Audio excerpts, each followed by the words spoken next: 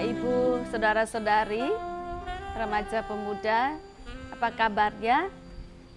Kiranya kita semua tetap sehat ya, baik-baik saja. Dan kalaupun ada yang sakit, tentu kita terus berjuang, berdoa, makan, minum obat supaya kita bisa pulih. Nah, mari kita berdoa sebelum kita membaca dan merenungkan firman Tuhan. Tuhan, hari ini kami ingin menjalani setiap detik, menit dalam hidup kami dengan berdasarkan pada firman Tuhan.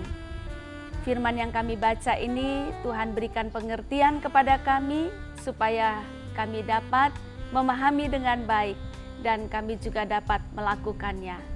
Terima kasih, dalam nama Tuhan Yesus kami berdoa. Amin. Bapak, Ibu, Saudara, saya mengajak kita untuk membaca dari kitab Ibrani pasal 12 ayat 3 sampai ayat 6.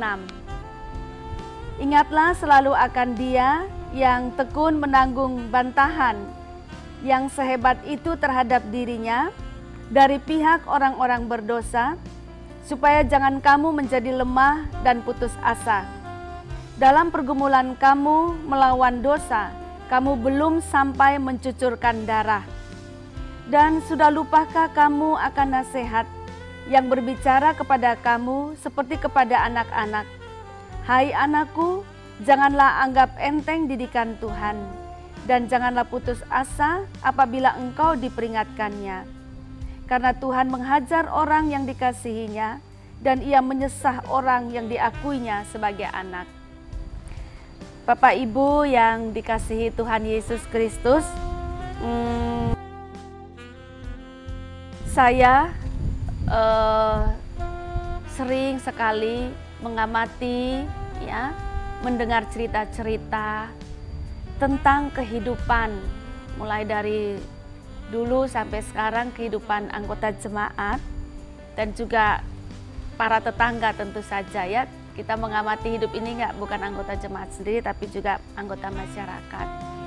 Tapi saya berfokus pada anggota gereja.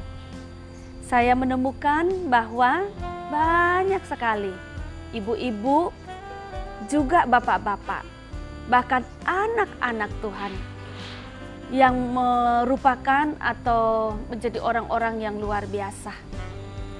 Kenapa saya katakan demikian? Karena saya melihat bahwa ketika mereka menjalani hidup di dalam kehidupan berumah tangga, banyak persoalan-persoalan. Tetapi anak-anak Tuhan ini tetap bertahan.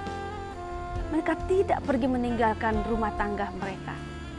Saya lihat banyak istri yang merupakan perempuan yang kuat, menghadapi karakter suami yang sulit, menghadapi ekonomi suami yang belum bagus dan tidak tahu kapan akan bagus, menghadapi pergumulan-pergumulan setiap anak-anak mereka. Tapi perempuan ini bertahan, istri ini bertahan. Sama sebetulnya, banyak juga laki-laki yang hebat, ya, menghadapi karakter istri yang luar biasa. Suami ini bisa menghadapinya, sabar menghadapinya. Juga kondisi keluarga yang sulit, ya, suami tetap berdiri menjadi laki-laki yang bertanggung jawab. Dan banyak persoalan keluarga yang rumit, suami istri tetap bertahan di dalam pernikahan. Menarik sekali. Nah, Bapak Ibu, bacaan kita hari ini luar biasa. Ayat 3 mengatakan, ini menyaksikan tentang Tuhan Yesus. Dikatakan bahwa ingatlah selalu akan Dia yang tekun menanggung bantahan yang sehebat itu terhadap dirinya. Firman ini menyaksikan bahwa Tuhan Yesus adalah sosok yang sangat bertahan, pejuang hebat ketika Ia menghadapi berbagai bantahan. Kita tahu ya di Injil-Injil betapa Tuhan Yesus itu diserang oleh orang-orang yang tidak disenanginya. Itu bantahan-bantahan dari berbagai macam pihak. Tuhan Yesus tetap bertahan dan Tuhan Yesus menang atas bantahan-bantahan itu. Nah, apa yang Tuhan Yesus lakukan ini sebetulnya memberikan pegangan bagi kita murid-muridnya. Memberikan jalan kunci bagi kita murid-muridnya di dalam kita menjalani kehidupan kita juga.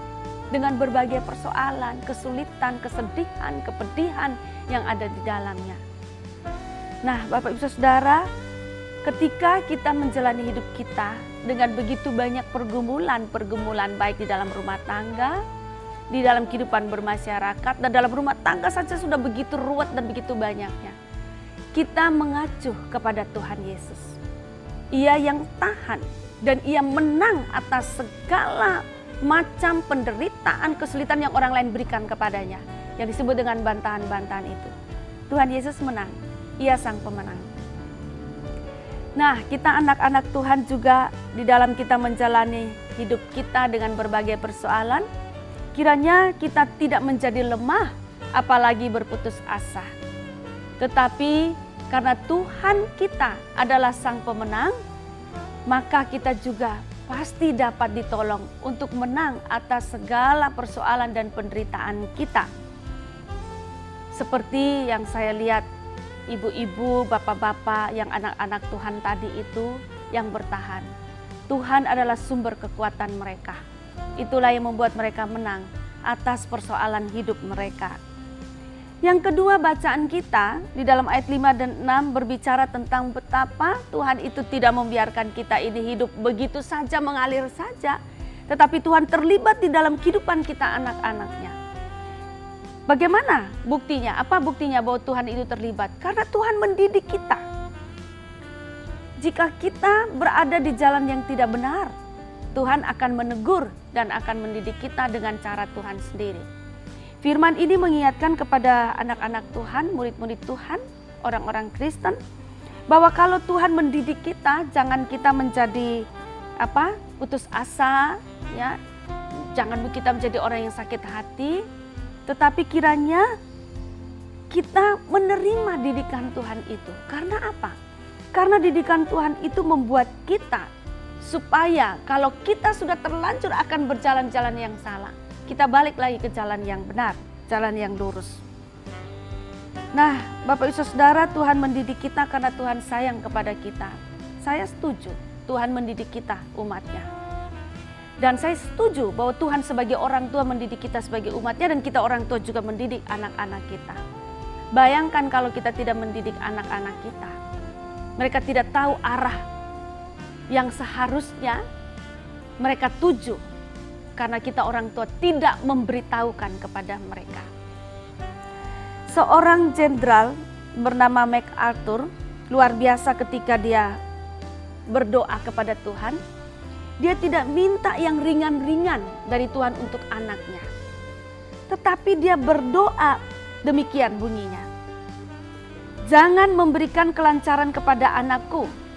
Jangan memberikan hidup yang terlalu mudah kepada anakku. Tetapi saya mohon, karuniakanlah dia jalan yang penuh dengan duri, ombak yang cukup besar, dan kesulitan-kesulitan yang sengit, supaya dia berniat untuk berjuang. Berikanlah dia angin topan dan ombak yang besar, sehingga di tengah-tengah angin topan dan ombak yang besar, bukan saja ia tidak jatuh tenggelam, melainkan dapat berdiri tegak, bahkan dapat menyelamatkan mereka yang sedang tenggelam. Wah. Biasanya kita orang tua berdoa untuk yang lunak-lunak, yang mudah-mudah untuk anak-anak kita. Tetapi seorang jenderal ini sangat tahu betapa anak itu tidak boleh diberikan yang lunak saja. Tetapi juga berikan tantangan kepadanya, persoalan kepadanya supaya dia belajar untuk keluar dari persoalan, belajar untuk mengatasi persoalan. Dan dia akan muncul menjadi sang pemenang. Tuhan kadang mendidik kita, bahkan menghajar kita supaya kita menjadi orang yang tidak manja. Kita menjadi orang yang berjuang, orang yang mampu mengatasi persoalan, orang yang mampu mengatasi kesulitan dan keluar sebagai pemenang. Bapak Ibu, kadang-kadang kalau saya melihat film-film kungfu itu ya, anak-anak masih kecil diberikan beban yang berat, diberikan latihan yang berat. Rasanya nggak tega gitu. Tapi itu sesuatu yang baik bagi anak ini supaya kaki tangannya, telinga matanya semua terlatih, dan dia akan keluar menjadi seorang ahli kungfu gitu ya. Dia akan menjadi orang yang kuat. Nah, Bapak Ibu, mari. Tuhan kadang berikan kita tantangan, menghajar kita supaya kita muncul menjadi orang yang kuat, menjadi sang pemenang. Tuhan menolong kita semua. Amin. Mari kita berdoa. Tuhan, terima kasih. Hari ini kembali Engkau mendidik kami melalui firman-Mu, memberitahukan kepada kami bahwa kadang-kadang Tuhan sebagai orang tua mendidik kami, menghajar kami, supaya kami menjadi orang yang kuat dan kami tetap berada di jalan Tuhan yang benar. Demikian jugalah kiranya Tuhan, ketika kami menerima pendidikan-Mu, kami menerima dengan baik, dengan positif, dan kalau kami sebagai orang tua, ajarkanlah kami juga untuk bertanggung jawab, mendidik anak-anak kami sesuai dengan jalan yang Tuhan inginkan. Pimpin hidup kami, di dalam nama Tuhan Yesus kami berdoa. Amin.